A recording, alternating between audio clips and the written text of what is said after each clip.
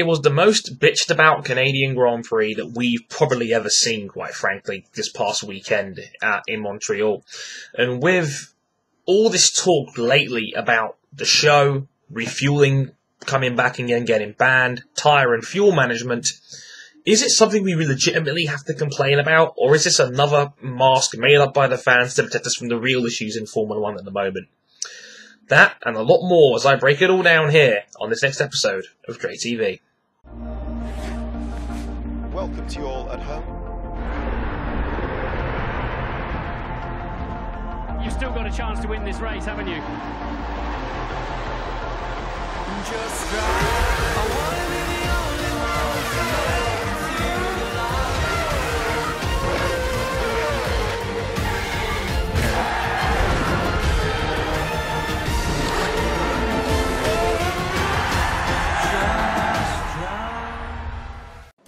Formula 1 can never seem to catch a fair break when it comes to the way it's perceived, by fans of sports in general to even how it's presented to its own audience. And after a lackluster Canadian GP, fans and pundits alike took to the internet to take pot shots at how modern F1 is at the moment, and more specifically, elements like the lifting and coasting that Mercedes had to implement in the latter stages of the Canadian GP, and the state of tyre management that takes place in the sport right now.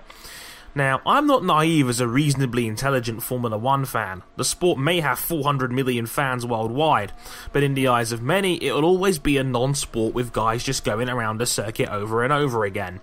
As much as any sport can be boiled down to a mundane activity, like hitting a ball 300 yards with a metal stick, when your own fans are complaining about how your sport is presented, you may have a problem. But is it justified? And how do we get around such an issue? See, this is another perceived vocal point with Formula 1 in general. Its most audible prominent factor, the fans, have no idea what they want out of their own sport half the time. Jacques Villeneuve spoke about this recently, claiming that asking the fans for what they want in F1 could be dangerous. And as much as he's the internet's whipping boy, I mean, he does play R-Factor with a pad after all. He's absolutely right. Let me give you an example. A lot of fans in the early days of social media were begging for Formula 1 to be more accessible to the general public. And in the last few seasons, we've had more and more team radio messages broadcast to the general public via the world feed to keep us informed of what's happening during the race. But then, when we get the messages that drivers are asked to look after the tyres or to lift and coast in order to save tyres and fuel, we all complain that the drivers aren't going at 100% all the time. You can't have your cake and eat it, then bitch when you get sick afterwards. The reality of the situation is, car management in Formula 1 has been a thing since the 1980s. Don't believe me? Sky Sports F1's Martin Brundle summed it up brilliantly in his Canada review column. If the drivers weren't saving the brakes, it was fuel or tyres. I explained to my mates that during the 1980s and 90s, when I was lucky enough to drive, we were doing all of that and significantly more. We also had to look after the clutch, gearbox dog rings, drive shafts, suspension, and much more. So what's changed the perception from what a good number of fans consider the finest era of F1 racing? Back then, we didn't have much, if any, telemetry on the cars. We weren't sending back bursts of data shared by the pit wall, the back of the garage, and a factory-based mission control. The drivers were managing all of this and hoping for the best. Reliability was shocking even into the 2000s, but critically, all of this housekeeping and babysitting wasn't being beamed to the TV audience in great detail via team radio. See? Nothing's changed here. If anything, it's become less about management as time's gone on. That golden era so many fans love, it was the same deal. The only difference is the dirty laundry gets picked up for the world to hear. It's like having thin bedroom walls so you can hear your neighbours doing it next door while winding you up in the process while you're trying to watch TFI Friday. This goes hand in hand with the running narrative that flat-out racing needs to return to Formula 1 to improve the show, like Christian Horner suggested. For me, this and the effect of management in Formula 1 is nothing more than a placebo effect to keep the fans happy. If it wasn't for all the team radio messages, ridiculous number of interviews and subsequent complaints about how the cars need to be made harder to drive and that drivers need to be pushed more, I ask, would you honestly be able to tell the difference if it wasn't for the post-race analysis we get, or what Sky called the Hamilton Motorboat Hour, or all these radio messages being beamed out constantly? Formula 1 is talking itself down to its own audience, and it needs to be careful or else it's going to alienate said audience, even if the problems brought up are relatively trivial in the grand scheme of things. Lee Atwater once famously said, "Perception is reality." I've always said perception is 9/10 of the law. Just because Canada wasn't a classic like in 2014, or the incredible 2011 Michael Bay of Formula 1 races, it doesn't suddenly mean we have a problem with the show. A track doesn't have a divine right to be entertaining. For every Canada 2011, there's a 2013, a relatively dull and average race. Quite often, we as fans take elements of the sport for granted, when in reality, I think it's hard to argue against the V6 era so far. I think the on-track action has been surprisingly great. Bahrain, Hungary, Canada and Germany were all races I scored 8 out of 10 or better during my season reviews last year. And quite frankly, if a season has 3 races I scored 9 or better, how bad was it really? And this was with a dominant team in Mercedes winning 16 out of 19 races.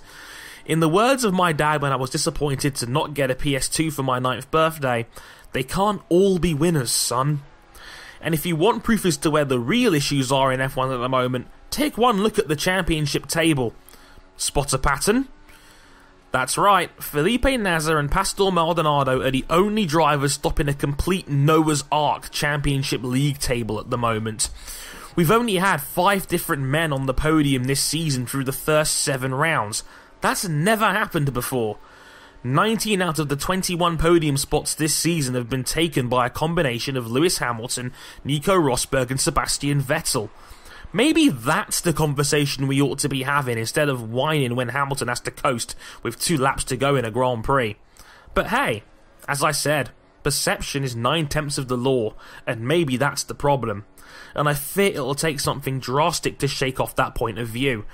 Formula 1 has a hard enough time capturing new fans as it is, and with the current crop becoming more and more disgruntled, we need to talk more about the real issues in this sport, rather than the ones that don't really mean anything. Now, by all means, I'm not saying Canada was a classic by any stretch of the imagination, but I thought that was about as good as a race as we could have gotten without any kind of major race-sweeping, dramatic thing that could have happened. Quite frankly, like last year, where, let's be real here, the race was boring until the Mercs both conked out, basically. So, in the nature of Formula 1 today, not every race is going to have that level of crazy like the 2000s where cars were unreliable and would often throw up some drama. Vettel and Massa provided most of the entertainment in Canada, and that was great. And for me, despite it was actually quite an average GP and we didn't really have a battle up the front, not every race is going to be a classic, and we need to consider that. We're a little bit spoiled as F1 fans at the moment, quite frankly, in my humble opinion at least.